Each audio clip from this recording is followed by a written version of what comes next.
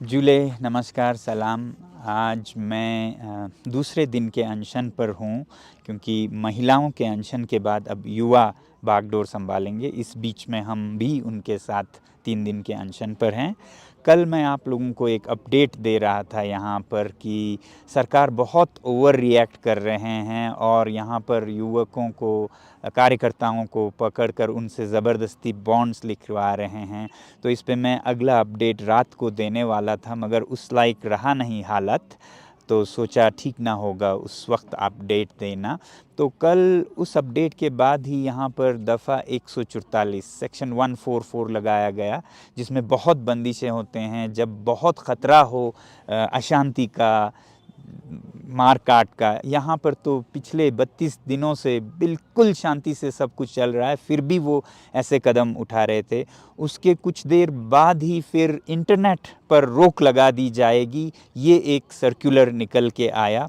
और फिर कुछ ही देर बाद सरकार से ही, प्रशासन से ही ये सर्कुलर फेक है, जबकि फेक लग नहीं रहा था।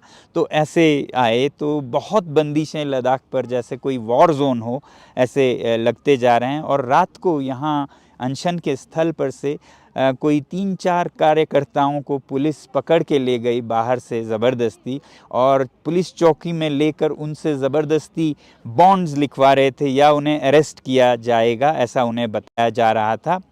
और ऐसे में मेरा अपडेट देना शायद खुद अशांति का एक कारण बन जाता, तो इसलिए मैंने कल रात की अपडेट आप लोगों को नहीं दी।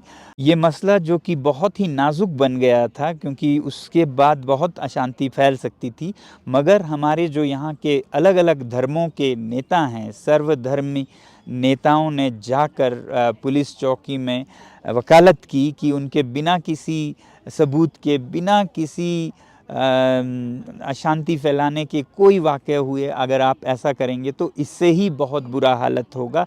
ऐसा कहकर बहुत सारे जो धार्मिक नेता थे और फिर मीडिया आकर फिर उनके दबाव में शायद उन्होंने फिर ये बॉन्ड की ज़बरदस्ती बंद की और उन कार्यकर्ताओं को छोड़ दिया। तो ये कभी भी हालत काबू से बाहर जा सकती है और कुछ भी हो सकता है, ऐसा हमें लग रहा है।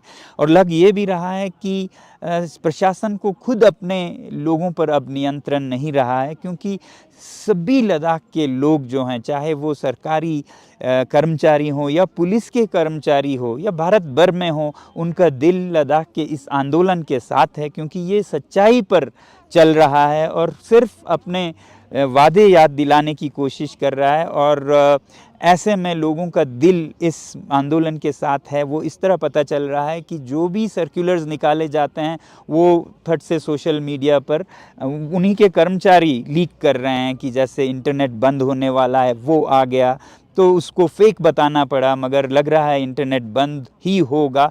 उसी तरह अभी अभी हमें एक और सर्कुलर हमारे हाथ आया, जो शायद पब्लिक हो या फिर शायद बहुत कॉन्फिडेंशियल हो, हमें नहीं पता, क्योंकि अभी सब कर्मचारी ये सब लोगों के साथ शेयर कर रहे हैं। तो जिसमें तो ये दिखाया गया कि ये आज रात और कल में पूरे लेह शहर को मतलब एक छावनी, एक वॉर जोन की तरह बना दिया जाएगा। हर रास्ता जो लेह की तरफ आता है उस पे नाकेबंदी होगी, पुलिस होगी, आंसू गैस होंगे, स्मोक ग्रेनेड्स होंगे, ये राइट गियर्स होंगे, ये सब दिखाया जा रहा है ताकि लद्दाख के लोग लेह की तरफ आ ही नहीं पाएँ और ऐसा कोई मार्च भी ना हो। तो इतनी बौखलाहट सरकार में क्यों है, ये अपने आप में एक जवाब सा बन गया है कि कितना छुपाने को है, कितना दिखाने को है। इस समय लद्दाख बहुत संवेदनशील है। देश के सभी नेता, खासकर सैनिक नेता, सैनिक विद ये बोल रहे हैं कि लद्दाख बहुत संवेदनशील है, सीमा पर है, मगर उसकी परवाह सरकार को नहीं लगता है कि सीमा के संवेदनशीलता से राष्ट्रीय सुरक्षा पे क्या असर पड़ेगा अगर लद्दाख के लोगों के मन को ठेस पहुंचे।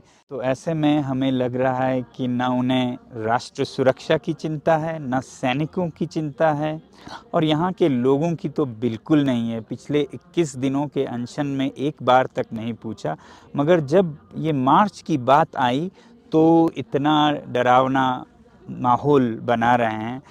तो फिक्र सिर्फ लगता है कि इलेक्शन पर ये जो अतिक्रमण है उसका असर ना पड़े, वोटों पर असर ना पड़े, या फिर जो चरागे कॉरपोरेट्स को दिए गए हैं उन पर असर ना पड़े। फिक्र कॉरपोरेट्स की, फिक्र वोटों की, लोगों की नहीं, सुरक्षा की नहीं।